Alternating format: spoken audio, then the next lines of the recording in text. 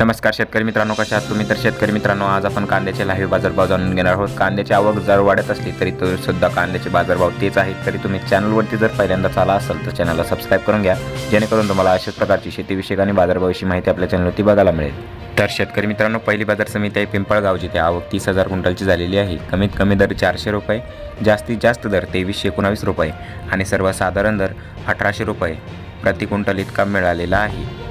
तर शेतकरी मित्रांनो, पुढील बाजार समिती आहे सोलापूर, जिथे आवक 21,504 क्विंटलची झालेली आहे। कमीत कमी दर 100 रुपये, जास्तीत जास्त दर 2,500 रुपये आणि सर्वसाधारण दर 1,300 रुपये प्रति क्विंटल इतका मिळालेला आहे। तर शेतकरी मित्रांनो, पुढील बाजार समिती आहे लासलगाव, जिथे आवक 11,000 क्विंटलची झालेली आहे। कमीत कमी दर 700 रुपये, जास्तीत जास्त दर 1952 रुपये आणि सर्वसाधारण दर 1,650 रुपये प्रति क्विंटल इतका मिळालेला आहे। तर शेतकरी मित्रांनो, पुढील बाजार समिती आहे सटाणा, जिथे आवक 12,155 क्विंटलची झालेली आहे। कमीत कमी दर 300 रुपये, जास्तीत जास्त दर 1950 रुपये आणि सर्वसाधारण दर 1,680 रुपये प्रति क्विंटल इतका मिळालेला आहे।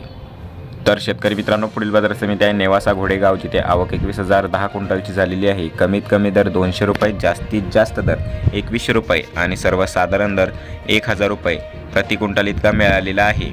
तर शेतकरी मित्रांनो, पुढील बाजार समिती आहे पारनेर, जिथे आवक 9,251 क्विंटलची झालेली आहे। कमीत कमी दर 300 रुपये, जास्तीत जास्त दर 2,200 रुपये आणि सर्वसाधारण दर 1,350 रुपये प्रति क्विंटल इतका मिळालेला आहे।